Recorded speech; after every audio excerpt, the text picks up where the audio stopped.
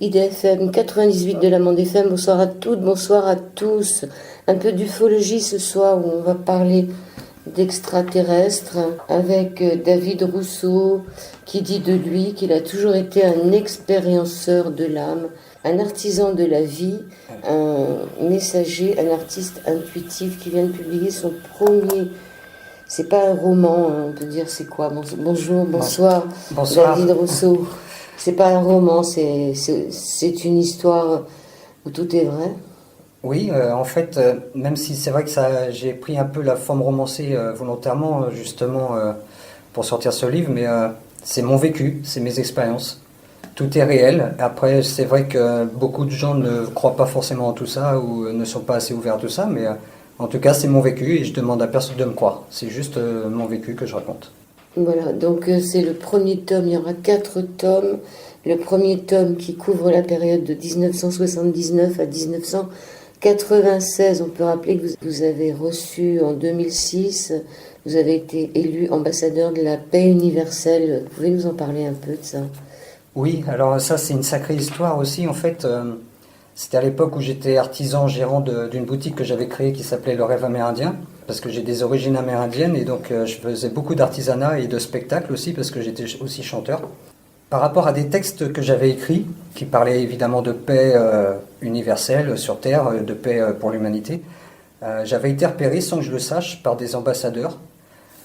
Et un beau jour, j'ai reçu un courrier de la Fédération universelle de la paix. Et comme quoi, en fait, il m'annonçait que j'étais parrainé pour être nommé ambassadeur universel de la paix. J'ai fait quelques recherches sur cette ONG, parce que c'est une ONG, en fait, qui appartient à l'ONU. Ils envoyaient des courriers à tous les ambassadeurs de paix qu'ils nommaient pour aller participer à des conférences, des forums et tout ça à travers le monde. Mais il fallait que chaque ambassadeur paye de ses frais tous les frais, en fait, pour aller dans le pays, aller sur place, l'hébergement, enfin, voilà, il fallait tout payer de sa poche. Et apparemment, ils soutiraient encore de l'argent en plus derrière. Okay. Et en fait, ce qui est vraiment étrange, c'est que lundi là, de cette semaine, j'ai reçu un mail du Cercle universel des ambassadeurs de la paix, qui est donc l'association entre guillemets officielle de Paris-Genève, qui nomme des ambassadeurs, et là, j'étais nommé par eux. La paix, on va peut-être en parler dans cette émission. Votre livre s'appelle Au-delà de notre monde, c'est des âmes stellaires. On va parler de changement de dimension. On va déjà parler, on est en ce moment encore dans la 3e dimension, on est d'accord? Moi, je dirais non. En fait, pour moi, on est dans la 4e dimension, et ça m'a été confirmé d'ailleurs par ceux que j'appelle ma famille galactique. On est dans la 4e dimension, c'est-à-dire c'est une dimension qui sert de transition. Oui, j'ai bien compris, mais alors dites-nous déjà la 3e ce que c'était. Vous l'expliquez bien dans votre livre d'ailleurs. La 3e dimension, en fait, c'est une dimension où la dualité règne en maître, si on peut dire, où il y a tous les aspects duels, le chaud, le froid, le bien, le mal, enfin voilà, l'amour, la haine, la colère, tout ça. Et en fait, ce monde duel, il y a trop longtemps qu'il est là, sur Terre. C'est, on va dire, c'est une matrice. Et sur cette matrice 3D qui était à l'origine sans dualité, il faut bien le savoir, ça aussi, c'est vrai que beaucoup ne l'ignorent encore, mais cette matrice était sans dualité. Il y a une fausse matrice artificielle qui a été greffée par-dessus. Qui vient d'Orion? On peut dire ça, oui. C'est des êtres qui sont venus d'Orion suite à des grandes guerres qu'ils ont déclenchées dans leur monde. Il y a très très longtemps. Il y a très très longtemps, oui. En année terrestre, on pourrait dire à peu près 25 000 ans. Et donc ils sont descendus sur Terre suite à ces grandes guerres parce qu'ils ont détruit énormément de mondes et de civilisations. Quand ils sont descendus sur Terre, ils se sont rendus compte qu'ils pouvaient aussi contrôler l'homme, parce qu'il était faible dans le sens où il avait l'ego, le mental, l'esprit rationnel. Donc en vérité, ils venaient pas vraiment d'Orion, ils ont commencé à passer par Orion, mais ils venaient d'une autre... De toutes les infos que j'ai par mes frères et sœurs galactiques, c'est qu'effectivement ils ont vécu très très longtemps dans le système d'Orion, mais ils viennent de plusieurs mondes en fait à l'origine. Parce que c'est une très grande race, les reptiliens, comme on pourrait un peu dire pour les hommes, il y a différentes nations. Pour les reptiliens, c'était pareil. Ils venaient de 2 ou 3 mondes différents, en fait. Et je crois que les principaux, les Dracos, sont les descendants en fait, de reptiliens qui venaient du système de Rigel. C'est les infos que j'ai. D'accord. Donc il y a très longtemps, ils sont venus un peu embêter la Terre. On peut dire, elle vibrait à combien la Terre avant qu'ils arrivent? Elle vibrait dans l'amour. Je ne connais pas exactement la fréquence, mais elle vibrait dans l'amour. Donc ils ont mis une sorte de chape de plomb pour nous faire redescendre en 3e dimension. Cette 3e dimension, On ne va pas passer directement en 5e dimension, il faut passer par la 4e, qui est une phase de transition. On est en 4e là? Oui, oui, oui. Et je pense que beaucoup de gens s'en rendent compte, même sans vraiment savoir de quoi il s'agit, parce qu'avec tout ce qui se passe dans le monde depuis quelques années, que ce soit au niveau politique, financier, il y a énormément de bouleversements, et surtout en ce moment, suite à cette pandémie-là, qu'on connaît bien maintenant. Et en fait, toutes ces étapes sont là justement pour faire passer de l'ancien monde au nouveau monde. Donc c'est ça qui démontre justement que nous sommes en pleine 4e dimension, parce que c'est cette dimension-là qui sert de tremplin. Oui, mais vous en parlez dans votre chapitre 5, émergence. Donc la 3e dimension, ce qui la caractérise, c'est la dualité, le temps linéaire, Oui. passé, présent, futur, et l'esprit rationnel. C'est ça. C'est-à-dire une cause, un effet, c'est Oui, ça? c'est ça. Et en fait, c'est vrai qu'en ça, je dirais, ils ont très très bien joué ceux qu'on appelle les êtres involutifs, les reptiliens, tout ça, parce que en greffant cette matrice artificielle sur la 3D originelle, ils ont réussi à tout contrôler dans l'esprit humain, et ils ont réussi à faire croire beaucoup de choses. Que le temps qui s'écoulait sur Terre était comme ça et pas autrement, donc de façon linéaire, par rapport au passé, présent, futur. Et par rapport à tout ça, ils ont greffé en plus des illusions, par des fausses croyances, des dogmes, enfin toutes sortes de choses. Et c'est vrai que c'est là qu'on se rend compte qu'ils ont très très bien joué leur jeu. Pour passer à la 4e, elle se compose ainsi.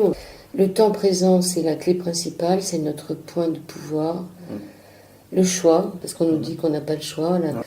Dans la 4e, on a un libre arbitre. Oui. Le paradoxe. Le paradoxe. Le paradoxe, ça englobe beaucoup de choses.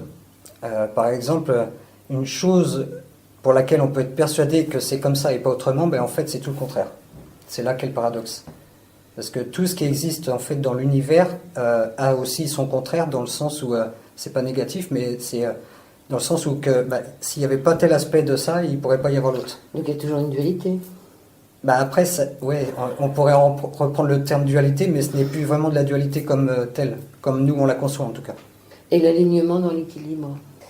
C'est un état d'équilibre qui engendre la présence de forces opposées sans créer une réaction à ce qui se trouve face à vous. En fait, voilà, cette notion d'équilibre par rapport à tous ces fameux aspects duels qu'il y a dans la 3D, on peut évidemment équilibrer tout ça dans le sens où on peut, quand on prend conscience en fait d'un fait ou d'une chose, nous concernant, nous, là je parle du soi, c'est par des prises de conscience en fait que ça fonctionne. Et si on se rend compte que tout ça existe dans l'infiniment petit comme dans l'infiniment grand, déjà là ça nous ouvre des portes. Et le fait justement d'ouvrir ces portes-là nous fait prendre de plus en plus conscience de choses. Et je dirais même que la conscience après s'expanse au même titre que l'univers, c'est infini. On n'est pas limité, contrairement à ce qu'on nous fait croire, on est illimité. C'est bien, ce qui est embêtant aussi, c'est que plus on s'expanse et plus on est loin de la source. Je dirais oui et non, c'est là qu'il y a notre paradoxe. Allons-y. Parce que notre conscience, en fait, fait partie de ce grand tout, comme je le dis souvent. Dans ce grand tout, justement, on peut s'expanser à l'infini. C'est vrai que ça peut paraître dur à comprendre comme ça, mais on peut s'expanser à l'infini. Parce que la source elle-même s'expanse à l'infini. Donc on peut toujours être au sein de la source, si on peut dire, parce qu'on en fait partie et elle fait partie de nous. Mais même si on s'expanse comme ça à l'infini, ça pourrait faire peur comme ça, mais en fait non, il n'y a pas à avoir peur, parce que tout s'expanse. Alors on est parti de la 3e dimension, mais est-ce qu'il y avait une dimension 1 et 2 ? Alors beaucoup m'ont posé cette question, je dirais qu'il y avait effectivement une dimension 1 et 2, mais ça c'était au stade, je dirais, de la création des planètes. Au moment où d'un noyau émerge après tout le reste autour. Le Big Bang ? Le Big Bang, pour moi, c'est de la supercherie. Ah bon ? Oui. Ça n'a jamais existé. Alors c'est parti d'où ? Ça rejoint un peu ce qu'on venait de dire par rapport à la source et à l'expansion des énergies, parce qu'en fait, tout n'est qu'énergie. Ce que les scientifiques appellent le Big Bang, c'est qu'en fait, c'est quelque chose qu'ils ne comprennent pas, parce qu'ils ont une vision des choses, je dirais, un peu étriquée, dans le sens où ils cherchent que des faits par rapport à des calculs. Mais en fait, s'ils ne prennent pas conscience d'eux-mêmes que leur conscience fait partie de ce grand tout, ils ne comprendront jamais. Ils cherchent à l'extérieur ce qui se trouve à l'intérieur. Voilà, c'est ce que j'allais dire. Du fait qu'ils cherchent beaucoup trop à l'extérieur d'eux, ils ne trouveront pas les réponses. Parce qu'en fait, on les a tous en nous. Vous dites que notre âme passe à travers l'espace-temps, ce n'est pas le temps qui passe. Est-ce que vous pouvez développer? Oui, donc par rapport à l'espace-temps, effectivement, c'est pareil, comme on nous le fait croire sur Terre, il est linéaire et qu'il n'y a que passé, présent et futur et que c'est comme ça et pas autrement. Mais en fait, moi je dis non, pas du tout. Parce que l'espace-temps, déjà, il n'est pas linéaire, il est vertical. Et en plus de ça, c'est comme une énorme spirale qui tournoie sur elle-même. Et à travers cette spirale, il y a ce qu'on appelle les densités, les dimensions. Et vu que c'est un cercle, il n'y a ni commencement ni fin. Ouais, c'est pas un grand 8. C'est pas un grand 8. Ça fait un peu comme une sorte de grand cercle en spirale, ouais.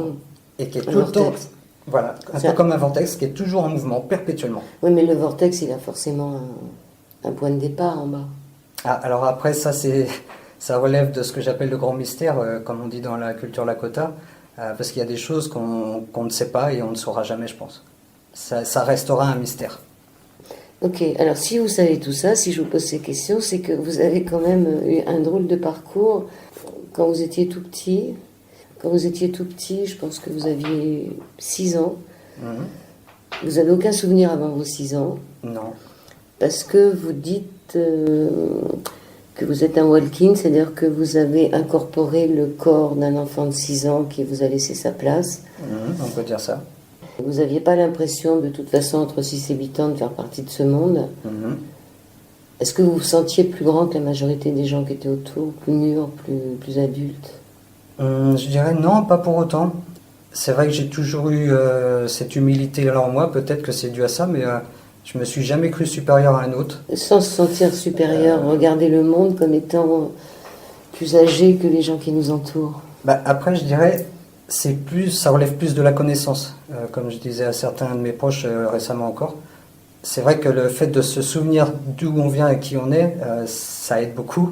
Mais ça, vous ne le saviez pas entre 6 et 8 ans. Disons que je le sentais en moi. À cet âge-là, c'est vrai. Je me posais déjà des questions assez pertinentes quand même, malgré mon jeune âge, mais c'est vrai que je l'ai toujours senti, que je venais pas de ce monde, et j'avais ces connaissances-là, même sans pouvoir l'expliquer, mais elles étaient là, en moi. Vous dites que si ça arrive certaines fois, comme le Christ aussi, on dit que finalement il s'est incarné à une certaine... qu'il n'y a pas de Christ enfant. Ça serait pour permettre à ces personnes qui s'incarnent et qui viennent d'autres planètes de retrouver les connaissances perdues, puisqu'on oublie tout plus ou moins en venant. Mais la question que je me pose, c'est la personne chez laquelle vous avez pris la place, d'où elle venait celle-là? Elle venait d'un autre monde, elle aussi, et c'est... comment je pourrais dire ça? C'était une sorte de contrat d'âme, en fait, hein, si je peux dire comme ça, dans le sens où, en fait, nos âmes se connaissaient, et quand moi j'ai fait le choix de descendre sur Terre, cette âme s'est proposée pour venir, entre guillemets, habiter ce corps le temps que moi j'arrive. Et après, donc, elle est repartie dans un autre corps. Et après, en fait, elle est repartie, entre guillemets, et elle est repassée par une autre expérience de vie où là, du coup, elle est passée par la naissance. Ouais, elle était déjà passée par la naissance avant que vous incorporiez son corps. Mais et vous dites que elle est repassée encore par la naissance. En fait. Et vous dites que, remarquez, c'est pas mal les premières années, hein, parce que si on tombe dans une bonne famille, c'est peut-être les meilleures. Hein. Bon, mais vous dites que vous l'avez retrouvée dans cette vie. Je l'ai recroisée, oui. Et comment vous l'avez reconnue? Comment vous vous êtes reconnus tous les deux? Je dirais, on peut pas trop l'expliquer avec des mots. Hein, ça se voit tout de suite, on le sent tout de suite. On se reconnaît, quoi. Ok, donc c'est Walking, et puis sinon c'est ces enfants des étoiles, comment vous les appelez en anglais? Starseed. Starseed. Les enfants des étoiles, on est tous des Starseed, non? Je pense que la majorité des êtres humains sur Terre le sont, oui. Ouais. Et les autres, c'est quoi alors?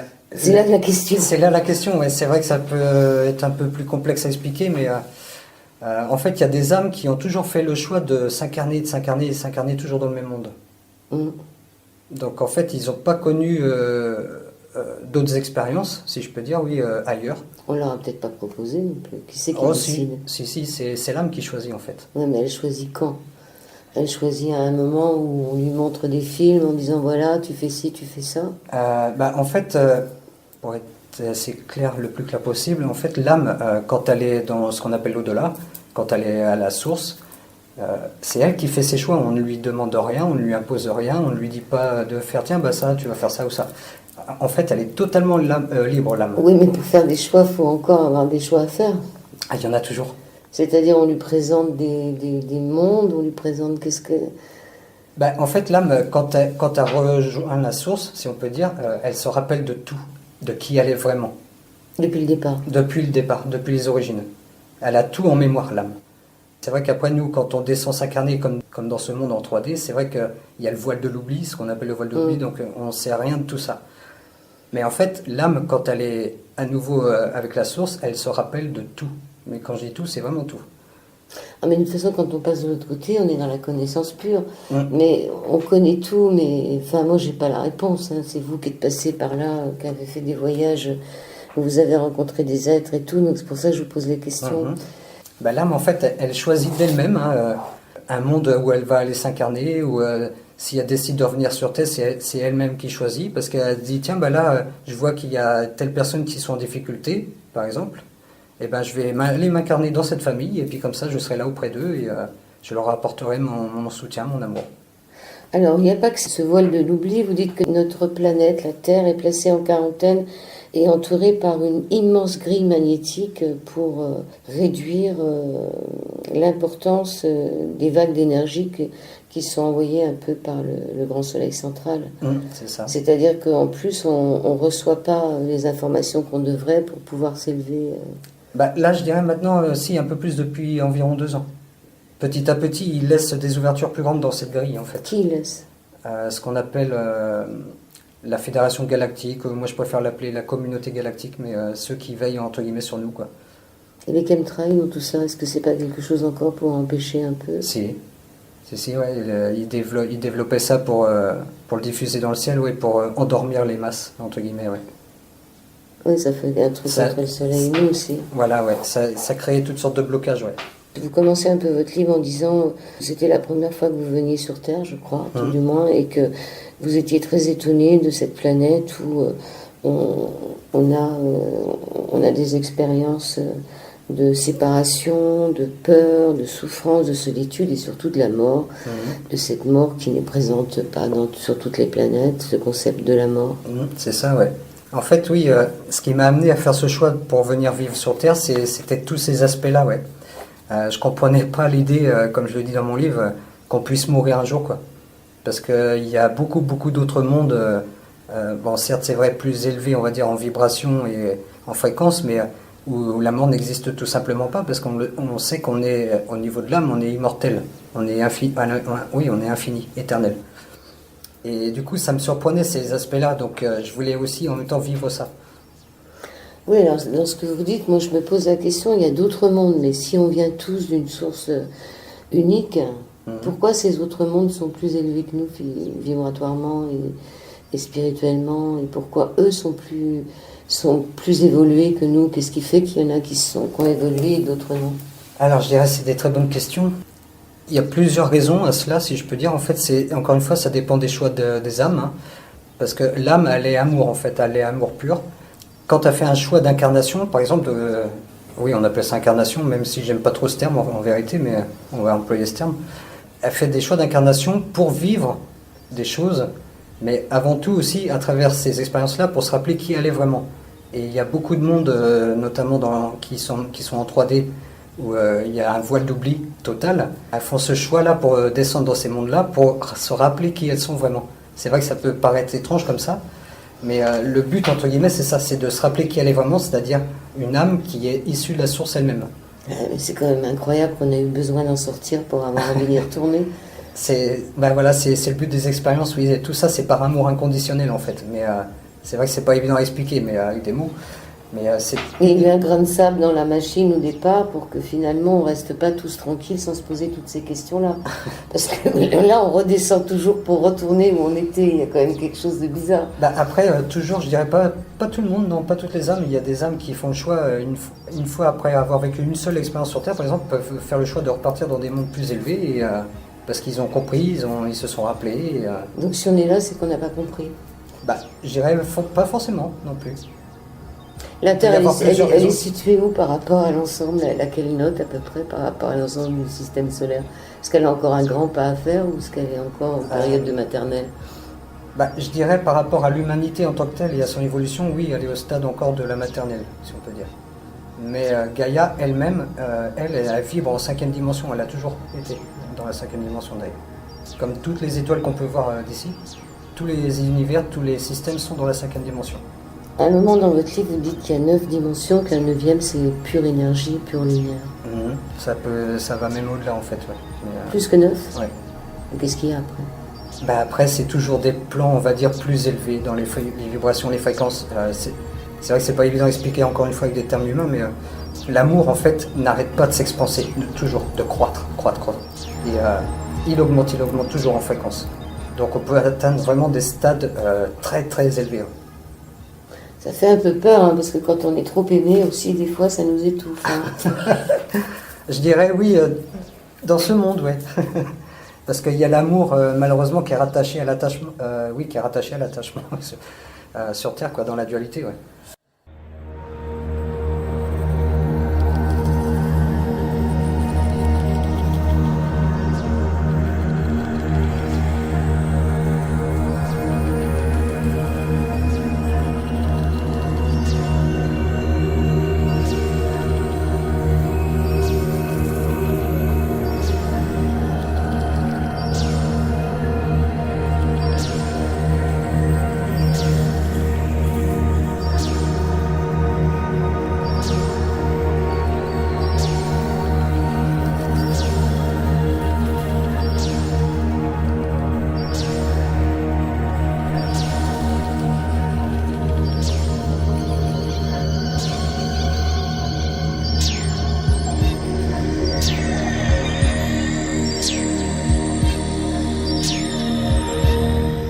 Et la deuxième partie de cette au-delà du miroir sur l'antenne d'IDFM, c'est pas de la fiction, hein, ce qu'on fait là ce soir, c'est des questions qu'on se pose avec David Vincent pour son premier livre Au-delà de notre monde.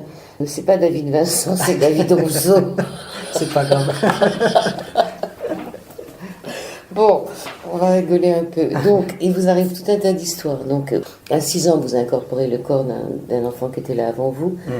À 8 ans, c'était en 71, je crois. En 81. En 8 ans, vous avez l'impression de ne pas être à votre place. Ça, c'était avant. Enfin, je pense que vous n'êtes pas bien dans votre peau parce qu'un soir, vous regardez le ciel étoilé et vous demandez de l'aide. C'est bizarre, ça, quand même. Bah, en fait, c'est pas que j'ai demandé un signe. Ouais. Aux étoiles. C'est ça. En fait, c'est vrai que ça peut paraître étrange comme ça pour le jeune âge que j'avais, hein, mais en tant qu'humain, mais je demandais pas de l'aide. En fait, c'était que un signe. J'étais en train de jouer dehors avec mes figurines et ça, je m'en rappellerai toujours toute ma vie, hein, parce que c'était tellement en même temps intense et tout ça.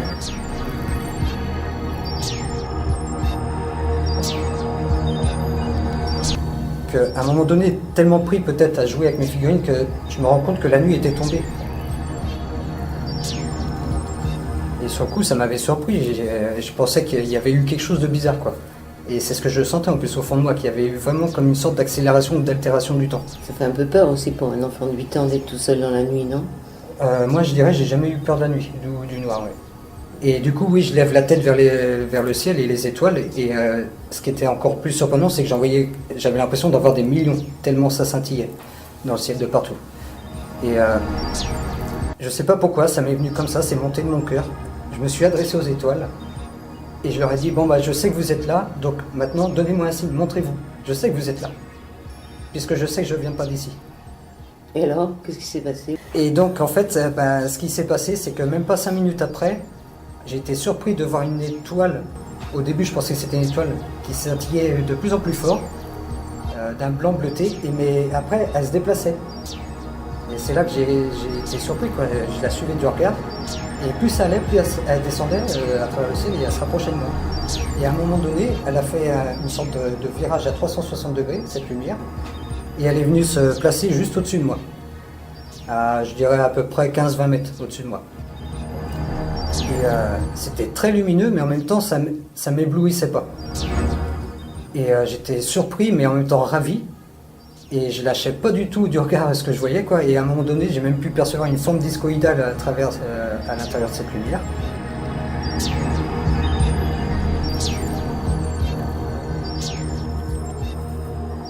Et quand je la regardais comme ça, fixement, au bout d'un moment, pouf, elle a disparu. C'est monté très vite à la verticale. Ça a disparu en un claquement de doigts, quoi.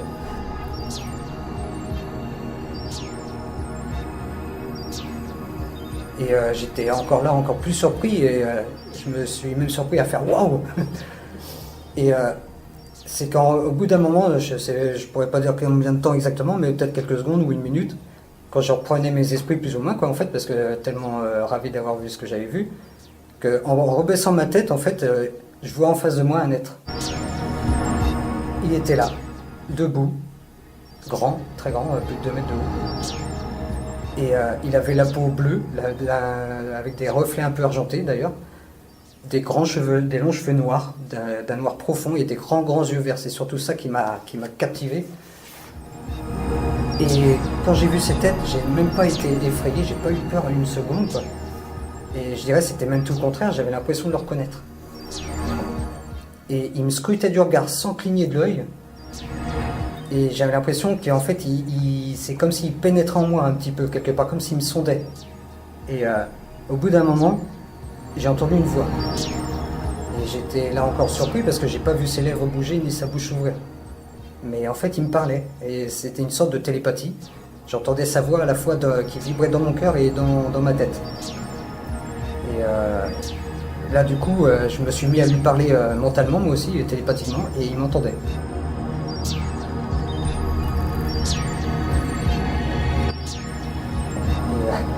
Il me dit, voilà, tu vois, t'as demandé à nous voir, moi je suis là.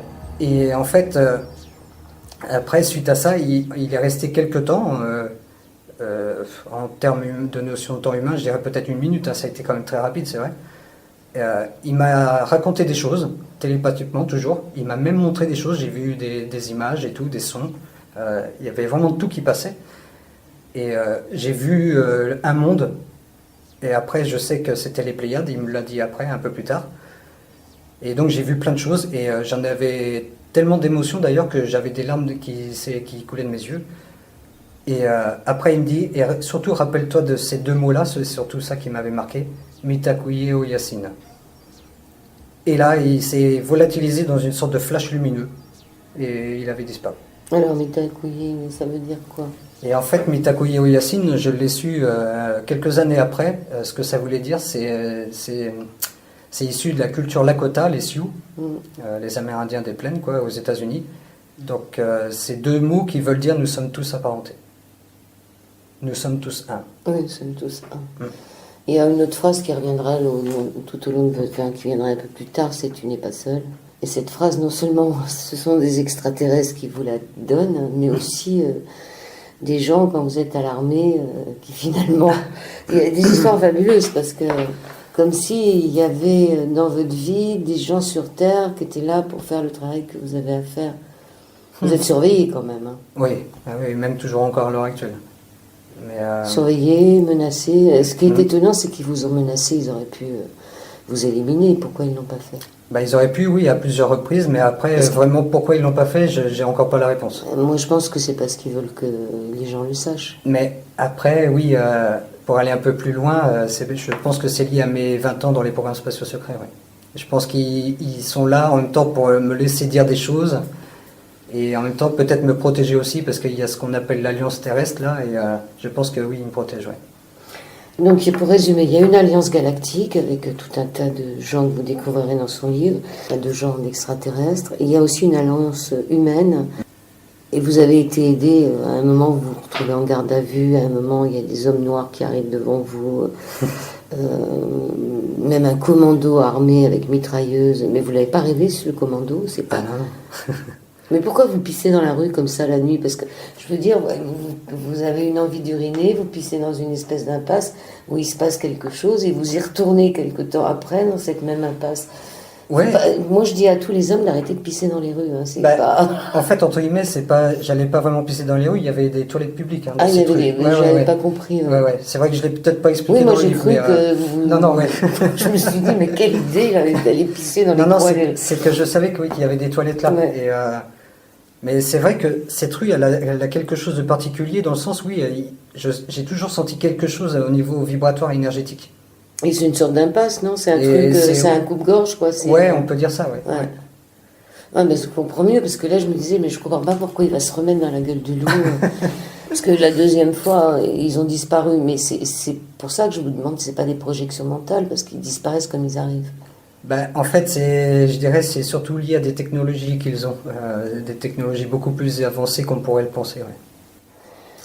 Vous parlez de la guerre, la dernière guerre mondiale, avec, alors ça, comment elle s'appelle cette femme Maria Orsic, Maria Orsic, et puis le Vril. le Vril.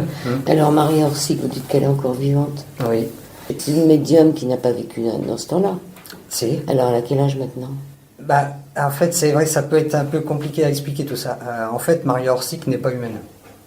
Oui. Pour être franc, elle n'est pas humaine du tout. En fait, c'est une pléiadienne qui était là sur Terre pour diverses raisons, et notamment donner des informations. Et malheureusement, entre guillemets, avant la Seconde Guerre mondiale, il y a des gens mal intentionnés qui ont plus ou moins mis la main sur elle, qui l'ont contraint du moins à dire des choses. Parce qu'ils avaient eu des échos comme quoi elle avait des informations que personne ne pouvait savoir, à part des gouvernements ou des agences secrètes à l'époque. Et donc les Allemands ont mis la main sur elle et ils lui ont soutiré des informations, notamment des plans très précis pour construire des vaisseaux. D'après vous, les Allemands pouvaient se déplacer en vaisseau spatial? Oui. Oui, oui, en fait, grâce, entre guillemets, si je peux dire comme ça, à Maria Orsic, ils ont créé une flotte de vaisseaux, oui, grâce à toutes ces informations et à ces plans. Ils les ont encore? Ils les ont encore, oui. Et maintenant, ils sont même plus évolués, leurs vaisseaux. Ils ont eu accès en plus encore à d'autres technologies. Le Vril, V-R-I-L, a été créé en 1910 et il existe encore? Je pense qu'il existe encore, peut-être sous une autre forme, oui. Ouais. Mais cette Maria Orsic, elle faisait un peu le même boulot que vous? bah, quelque part, oui, si on peut dire, oui. Parce qu'elle était là surtout pour donner des informations et accompagner des humains justement dans cette fameuse transition-là que nous vivons maintenant. Et elle était là, oui, surtout pour accompagner, ouais. Donc quand vous dites que vous l'avez connue, c'est que vous l'avez connue sur un autre plan? Oui et non. En fait, Maria Orsic, du fait qu'elle est pléiadienne, elle peut voyager entre plusieurs dimensions. Et moi, je l'ai connue, en fait, la toute première fois quand j'ai été enlevé à l'âge de 8 ans pour aller rejoindre ces fameux programmes spatiaux secrets, suite à mes abductions par les grilles. Et en fait, elle était là pour, entre guillemets, m'apprendre des choses ou m'aider à m'en rappeler. Parce qu'à un moment donné, je me souviendrai toujours de ça, elle m'a dit « Tu as toutes les connaissances en toi, c'est à toi de t'en souvenir ». Mais c'est valable pour tout le monde, hein. On a tout en nous et tout c'est de le remonter. Hein. C'est ça. C'est ça la connaissance, Oui, c'est d'aller avant la naissance. Donc là, vous venez de me parler des abductions par les petits gris. C'est aussi quelque chose qui m'a choqué dans votre livre, parce que dans la mesure où vous êtes, on peut dire, quelqu'un qui est un peu comme cette Maria Orsic, venue pour être un messager, vous devriez être protégé. Donc comment ça se fait qu'ils ont laissé les petits gris vous abducter? Eh ben, là où ça va peut-être surprendre les gens, c'est qu'en fait, tous ceux qui sont abductés, c'est par choix. Conscient ou inconscient. En fait, dans le sens où c'est l'âme, avant l'incarnation, qui choisit toutes ces expériences de vie. Et les abductions par les gris en font partie pour beaucoup de gens. C'est vrai que ça peut paraître difficile comme ça à accepter ou à comprendre, mais les abductions par les gris ne sont pas forcément non plus négatives. Dans le sens où en fait elles sont là aussi pour nous permettre de nous rappeler des choses. Oui, ou de créer des êtres hybrides. Entre autres aussi, parce que du fait d'être en leur contact, justement, ça nous fait rappeler des choses, et en plus de ça, on participe à des hybridations, oui, d'êtres qui créent une nouvelle race, quoi. Oui, mais est-ce que c'est intéressant d'avoir des nouvelles races? Parce qu'il y a une femme aussi, après, vous avez quand même réussi à... Il vous est arrivé quelque chose quand vous étiez au service militaire, vous avez quand même envoyé ça à une revue ufologique qui l'a publié. Vous avez été contacté par une jeune femme qui vous a dit qu'elle avait été abductée, qui lui avait même montré les enfants qu'elle avait fait là-haut. Oui. Mais est-ce qu'on peut cautionner ça? Ah ben moi je dirais, de par mon vécu, oui. Oui, oui. Parce que j'ai moi-même vu mes enfants hybrides. Oui, mais alors on va cautionner aussi le changement d'ADN pour les humains. Bah, après, je dirais, Contrairement à ce qu'on nous fait croire dans les livres d'histoire, hein, désolé pour ça, mais il y a beaucoup de choses erronées dans les livres d'histoire, dans le sens où l'être humain n'est pas né sur Terre, déjà d'une pour commencer. Il est le fruit de multiples expériences génétiques entre différentes races. Ben, je trouve que le résultat, il est pas mal. On n'a peut-être pas besoin de le changer. Bah, après, je dirais effectivement, oui, c'est déjà très abouti, si on peut dire comme ça, oui. Mais l'ADN, c'est quelque chose de très très très complexe en fait, et qui renferme énormément de secrets, de connaissances. Parce qu'il faut bien savoir que l'ADN humain n'a que pour l'instant 4 brins d'activés, alors que normalement on devrait être à 12. Donc voilà, ça permet d'évoluer sur des plans beaucoup plus importants et élevés. On en revient au petit gris, quand même. Le petit gris, on ne peut pas dire que ce soit très, très bénéfique, puisque à un moment dans le livre, vous dites qu'ils font quand même du mal aux humains. Ils les mangent même, vous dites à un moment. Ils s'en nourrissent. Oui, pour certains. Après, je dirais, il ne faut pas tous les mettre dans le même panier, comme pour des êtres humains sur Terre aussi, hein, ceux qui sont dans la haine, le racisme et tout ça. Je dirais, c'est un petit peu pareil à leur niveau. Hein.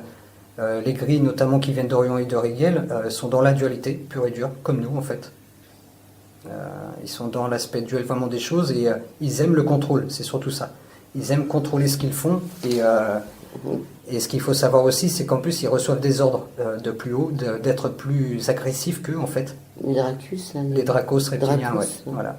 En fait, ils sont au service des Dracos, ces gris-là. Donc c'est un peu comme des robots, ils obéissent, tout simplement. Donc vous êtes monté, est-ce que vous partez encore un peu dans l'espace à chaque fois que... Combien de voyages vous avez fait?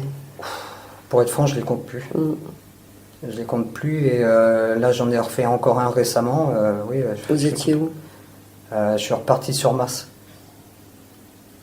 C'est vrai que dit comme ça peut paraître fou, hein, mais je suis reparti sur Mars et c'était lié en fait par rapport à mes 20 ans dans les programmes spatiaux secrets justement où j'avais mené beaucoup d'opérations de sauvetage avec des militaires humains en plus qui œuvrent dans ce qu'on appelle l'Alliance terrestre.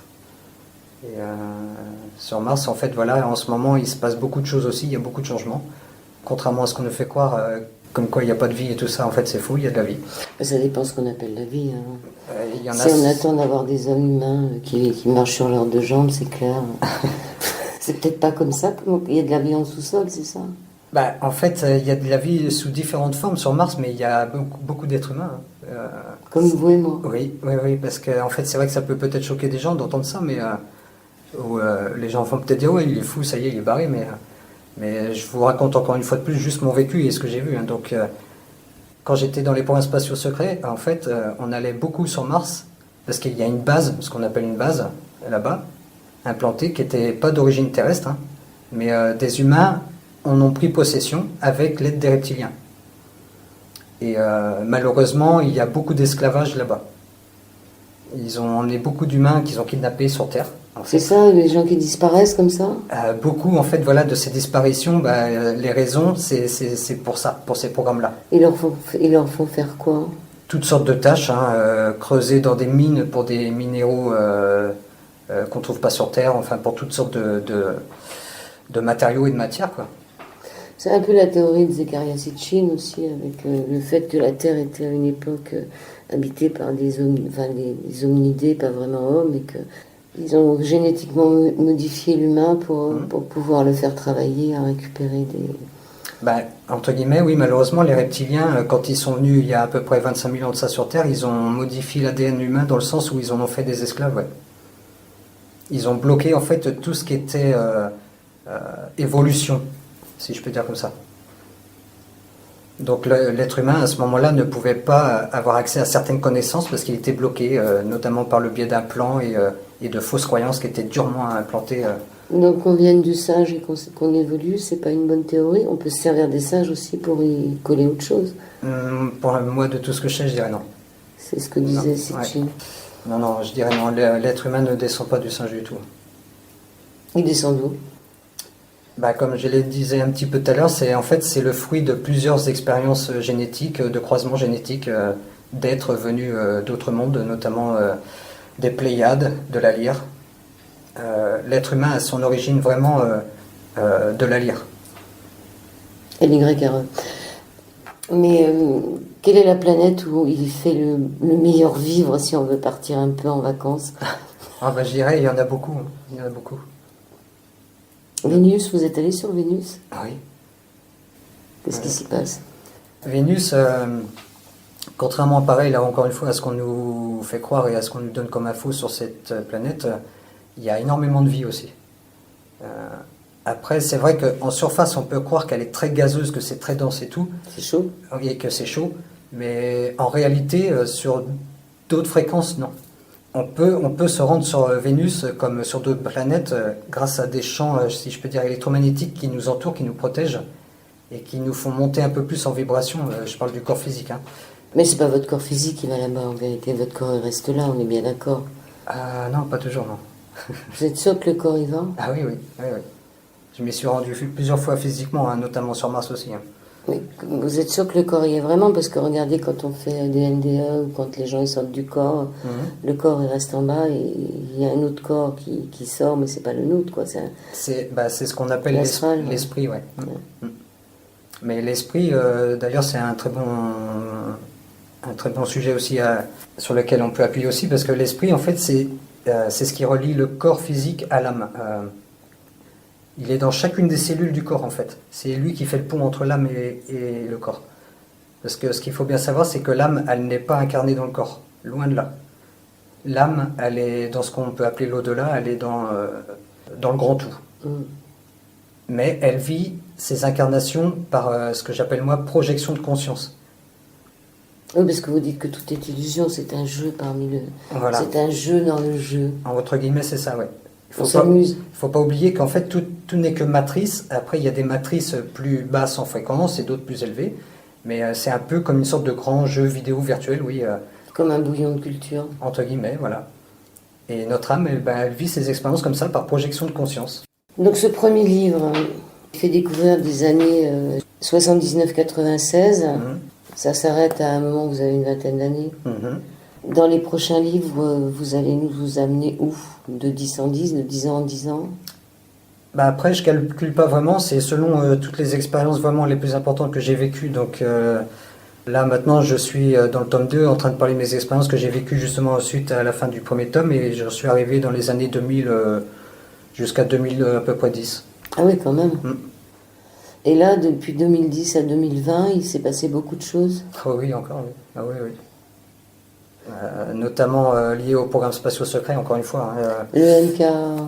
Oui, le MK Ultra, tout ça, je commence d'ailleurs à en parler dans le tome 2. Ouais, ouais. C'est quoi le MK Ultra?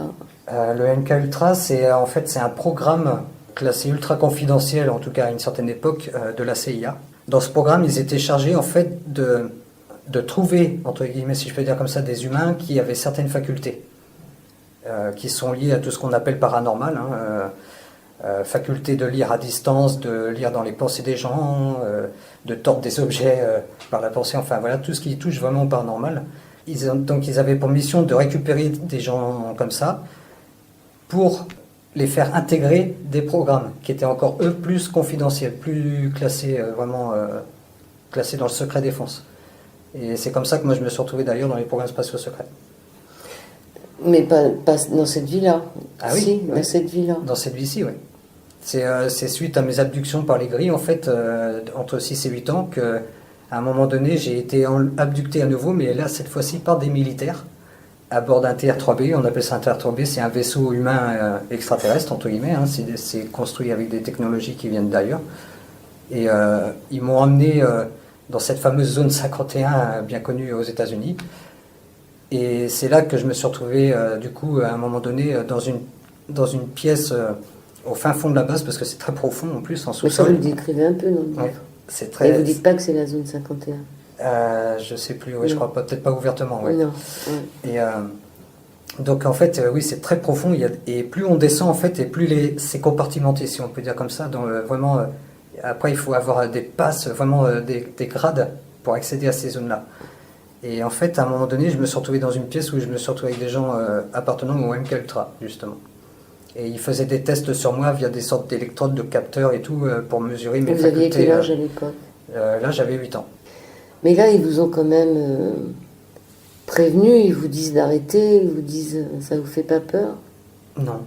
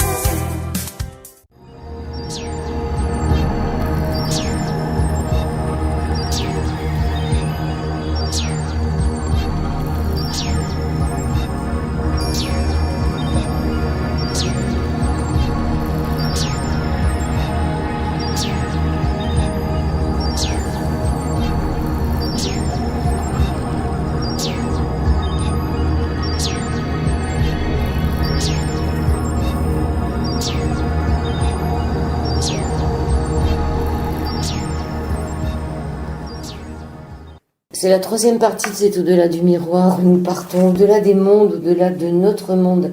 Avec David Rousseau, je suis sûre que vous êtes passionné par tout ce qu'il vient de dire, qu'on se pose un tas de questions, que ça paraît complètement irréel. Donc par rapport au Covid, là, parce que vous dites que c'est à la fin de votre livre, que c'est pour passer en 5e dimension, mais vous êtes sûr que les gens, s'il y en a autant que ça, qui sont prêts à passer en 5e dimension, c'est pas trop ce que je vois, moi, quand je me promène dans les rues. Après, je dirais, c'est pas forcément dans cet aspect-là des choses, oui, qu'il faut le prendre. Le Covid-19, il a été tout simplement créé, déjà d'une, par les hommes. Comme tout ce qui est sur cette planète. Voilà, et en plus de ça, c'est pas... je sais pas comment je pourrais dire ça aussi. En fait, il n'y a pas vraiment de Covid-19 non plus. Si je peux dire ça comme ça, c'est uniquement une propagande de peur. Ils ont fait croire que ce virus s'était échappé de Wuhan en Chine, mais en fait, non. Parce que même s'il y a effectivement des virus qu'ils ont créés en laboratoire et tout ça, il y a aussi une chose que je sais, et c'est que les galactiques, comme on le sait, ils veillent sur nous pour certaines choses. En tout cas, ils se permettent des fois d'agir. Ils reprogramment un peu les gens. C'est pas vraiment ça non plus. C'est qu'en fait, ils nous laissent notre libre arbitre parce que, comme on le sait, notre âme a fait des choix d'expérience de vie, donc on est totalement libre. Et les galactiques, ils ont toujours eu cette, entre guillemets, cette loi, si je peux dire, de non-ingérence. C'est-à-dire qu'ils ne vont pas inciter ou forcer des gens à faire quoi que ce soit, contre leur volonté, contre leur choix. Ils ne vont pas les vacciner. Donc, voilà. Contre leur volonté, on rigole. Et donc, en fait, ce fameux jour où le virus, soi-disant, s'est échappé du laboratoire en Chine, eh ben, en fait, il ne s'est pas vraiment échappé du tout. C'est que les galactiques, ils savent tout ce qui se passe au niveau biochimique et tout ça, au niveau guerre bactériologique, en fait tout ce qui est armement, tout ça, ils savent tout ce qui se passe. Et ils surveillent ça de très près d'ailleurs. Sur le nucléaire aussi. Sur le nucléaire notamment. Et ce virus, en fait, ils l'ont étouffé dans l'œuf, si je peux dire comme ça. Sans dire qu'entre guillemets, ils l'ont détruit. C'est pour ça qu'il y en a qui disent que c'est le virus de la peur. Voilà. Et en fait, l'état profond, moi ce que j'appelle l'état profond, c'est-à-dire les dirigeants de l'ombre, ceux qui dirigent vraiment le monde dans l'ombre, n'ont pas eu le choix que de faire croire que le virus s'était échappé pour propager justement ce virus de peur. Oui, mais ce qui fait peur dans cette histoire, c'est que c'est mondial. C'est mondial, c'était leur but, ouais. Ils ont voulu justement atteindre la population mondiale par la peur, pour encore mieux, si je peux dire comme ça, les maintenir dans de basses fréquences, parce que la peur, comme on le sait, c'est très bas en fréquence. Ça vous fait tomber malade pour beaucoup d'ailleurs. Et de ce fait-là, justement, par la peur, ils maintiennent les gens dans le contrôle. Et qu'est-ce que ça va donner, là ? Est-ce qu'ils sont capables d'avoir une lunette pour regarder l'avenir, même si le passé, le présent, le futur n'existent pas ? Je dirais après, oui. Comme je l'explique souvent, le temps n'existe pas vraiment. Donc, en fait, oui, je dirais, il ne faut pas avoir peur. Parce que c'est là qu'est leur but, justement, c'est de nous faire peur et de nous contrôler tout le temps et encore et encore et encore. Parce que c'est vrai que ça dure depuis des millénaires, ce pouvoir sur Terre. Avec les guerres. Avec les guerres et tout ça. Et donc, comme ils veulent continuer de nous contrôler, ils font tout pour qu'on ait peur. Mais justement, la meilleure façon de réagir, si je peux dire par rapport à tout ça, c'est de ne pas avoir peur. Mais en tout cas, voilà, le but justement de tout ça dans cette manœuvre, c'est pour empêcher les gens entre guillemets, de s'éveiller, de se réveiller. Oui, mais mais ça fait longtemps que les gens, ils n'avaient pas envie de se réveiller, mais qu'est-ce que ça va donner là est-ce que c'est vraiment une lutte entre le bien, le mal, les dracos ou je ne sais pas qui, les reptiliens, les mauvais, ceux qui battent la queue là, parce que finalement les reptiliens c'est quoi?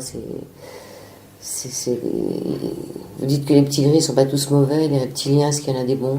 Oui, aussi, oui, bien sûr. Il y en a même qui sont dans la 5e dimension et qui nous guident de la 5e dimension. Donc c'est pas une question d'extraterrestre, c'est une question de mentalité chacun dans sa tête.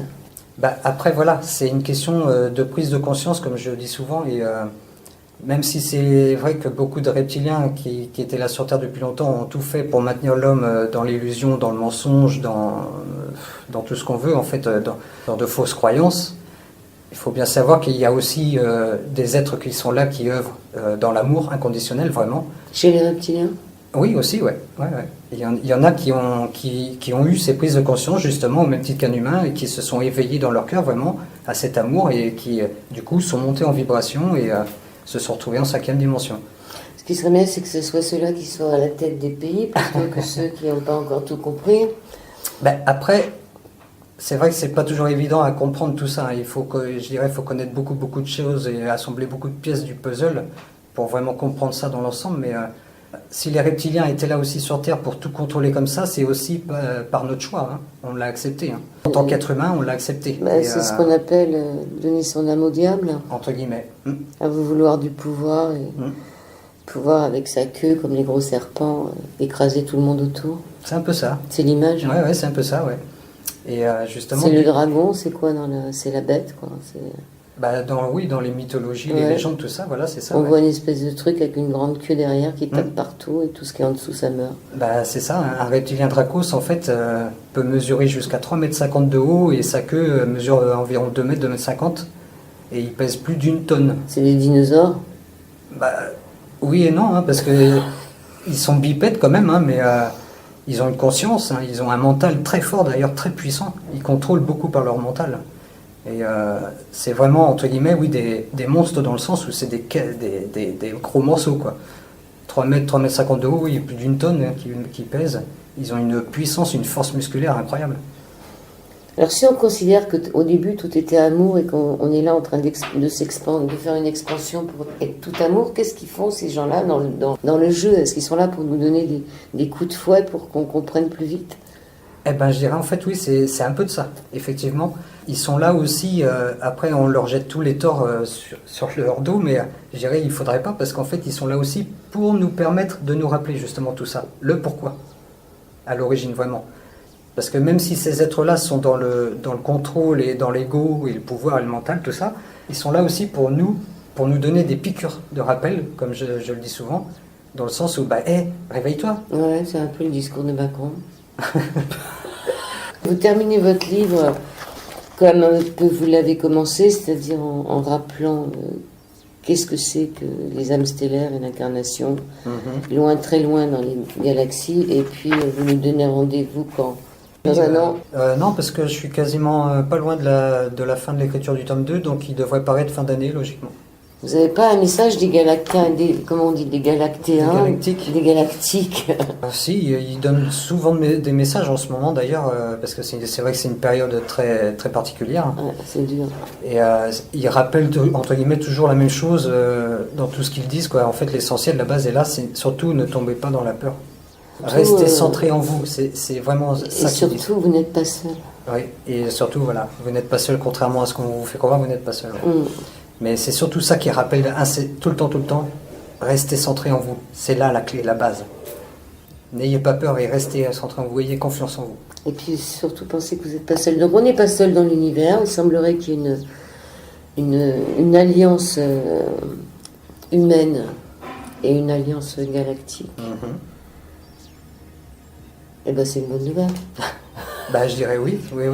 Alors le livre s'appelle Au-delà de notre monde, vous vous appelez David Rousseau, et c'est Belight, édition Belight. Belight. Belight, BE, plus loin Light comme la lumière, édition. Une édition qui fait que des ufologies, non? Bah, il traite beaucoup de ce sujet, mais et après il traite de tout aussi, ce qui est éveil, ce qu'on dit éveil, la spiritualité, quoi. Et sinon, vous avez un site, quelque chose? Oui, j'ai même 2 sites. J'ai mon site d'auteur, justement, davidrousseau.net, et autrement, j'ai mon site où je partage tout l'art intuitif et galactique que je fais en tant qu'artiste, et ça s'appelle davian-art.com. Davian. Davian, mon nom d'artiste. Ouais, on a oublié de dire que vous êtes illustrateur et que vous avez à l'intérieur du livre des illustrations de ce que vous avez vu. Je dis bien ceux, CEUX, ou ceux que vous avez vus. C'est un peu comme ça que vous les avez vus. C'est marrant parce que les hommes en noir, là, on les a vus dans des films de Matrix. C'est vrai. Ben, Matrix, en fait, ça me fait rappeler une anecdote, justement. Mon frère Esaïel, un pléiadien, il m'a dit un jour, il y a un moment de ça déjà, prends les films Matrix comme un documentaire. Ça veut dire que celui qui a fait ces films-là, c'est de quoi il parle? Bah, c'est qu'en fait, soit il est très éveillé, voilà, ou soit il a eu des informations venant de gens bien placés, quoi. Celui qui est sur la couverture, c'est Esaïel. Esaïel, donc c'est... Esaïel, on peut dire quoi? C'est qui? C'est mon frère. C'est votre frère. Ouais. En fait, quand je vivais dans les Pléiades, il y a longtemps de ça, c'était mon frère, vraiment de sang. Il a un nom d'ange. Oui. Merci David Rousseau. Bah, je vous en prie. Merci. Merci beaucoup. Merci.